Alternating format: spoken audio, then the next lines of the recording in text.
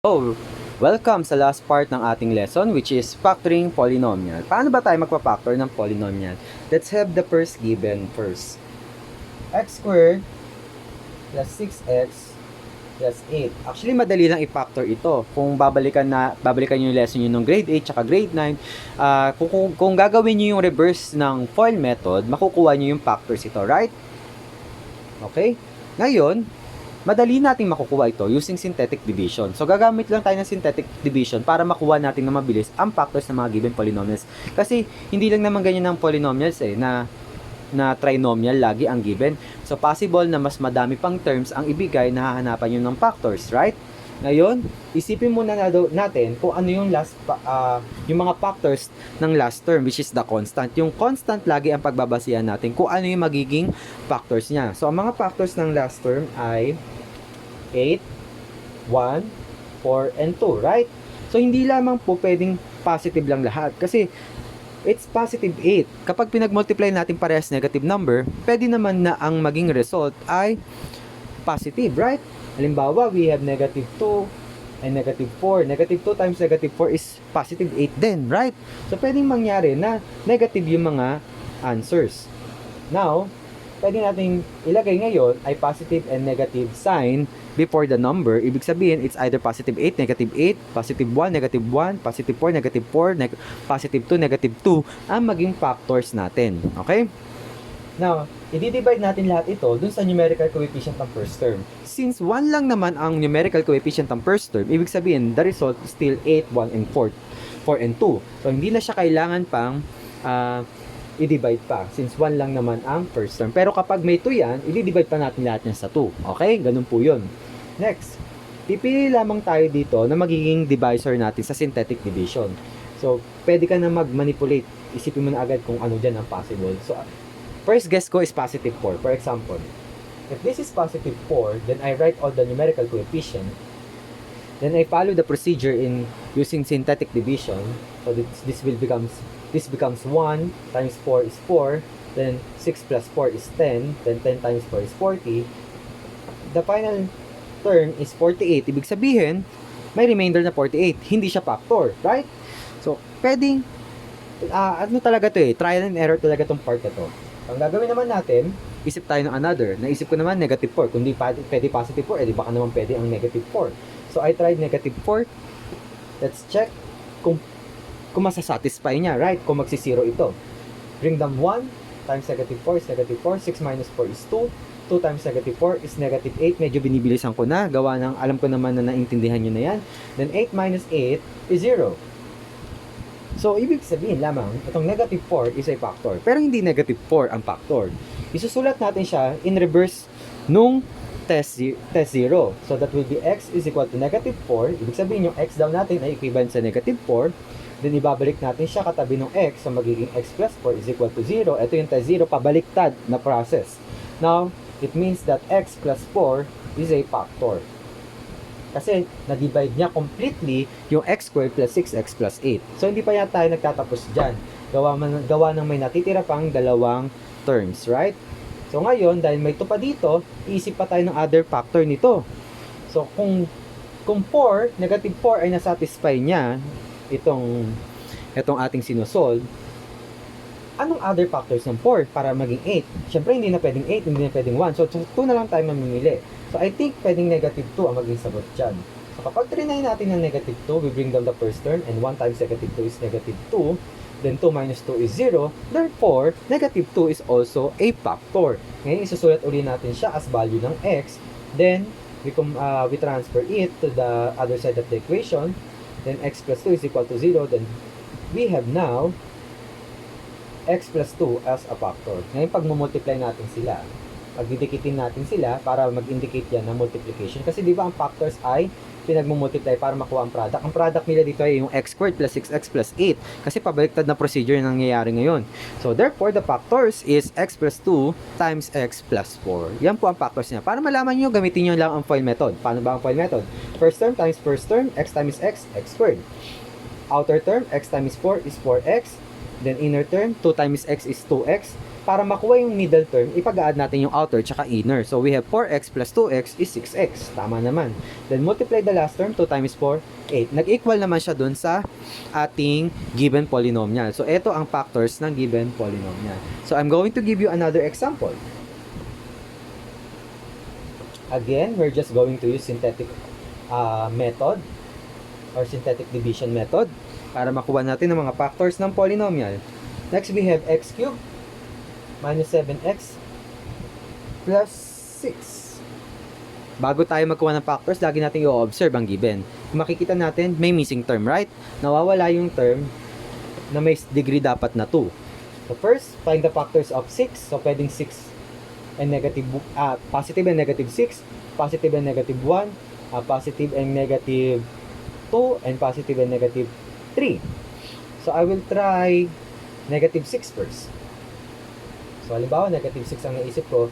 So, the first coefficient is 1, followed by 0. Bakit 0? Kasi 1 nawawala yung term na dapat may second degree.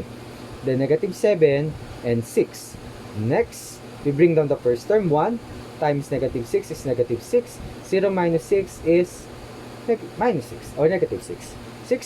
Negative 6 times negative 6 is positive 36. Negative 7 plus 36 is equivalent to 29. 29 times negative 6, medyo malaki yan. Kapag nakuha pa rin natin yung sagot, parang hindi pa rin niya masasatisfy. Okay?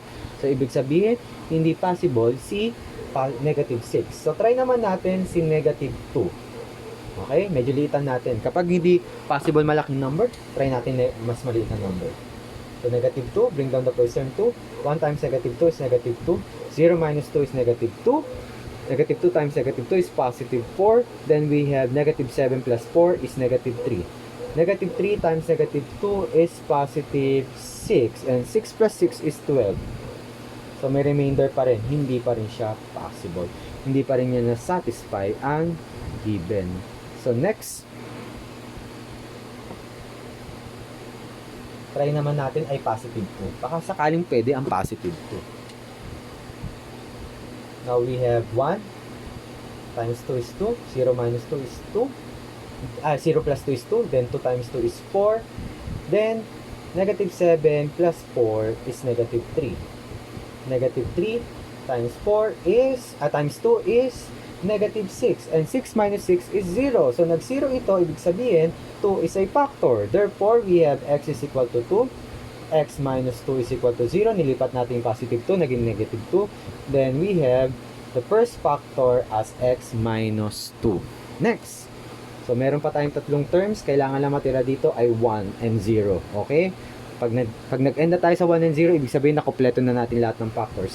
So, kung si 2 ay nasatisfy niya, ano pa kaya ang other factors? Let's try positive 1. Okay?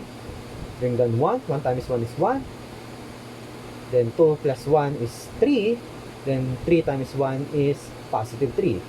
Negative 3 plus positive 3 is 0. So, nasatisfy din niya. Ibig sabihin, the other factor is x minus 1. Okay, sinorkat ko na. Alam niyo naman kung paano niya makukuha. That will be x is equal to 1. Then, transpose, magiging x minus 1 is equal to 0. So, ibig sabihin, x minus 1 yung other factor. And last, ano kaya ang possible? I guess it's negative 3. So, bring down the first term. 1 times negative 3 is negative 3. 3 minus 3, 0. Okay, so wag nyo na i-try lahat. Kung napapansin nyo naman at madali, may idea na kayo kung ano yung possible na factors, yun na agad ang ilagay ninyo para matry niyo kung yun nga ba ang other factor. And the other factor is x is equal to negative 3. Then transpose natin, magiging x plus 3 is equal to 0. Then we have x plus 3 times x minus 1 times x minus 2 as the factors. So, tatlo ang factors. Bakit nga ba naging tatlo ang factors? Gawa ng ang highest degree ng given polynomial ay 3. So, ibig sabihin, tatlo din ang nire-require niyang factors. Okay? And our last example. Okay? Meron pa akong last example or third example.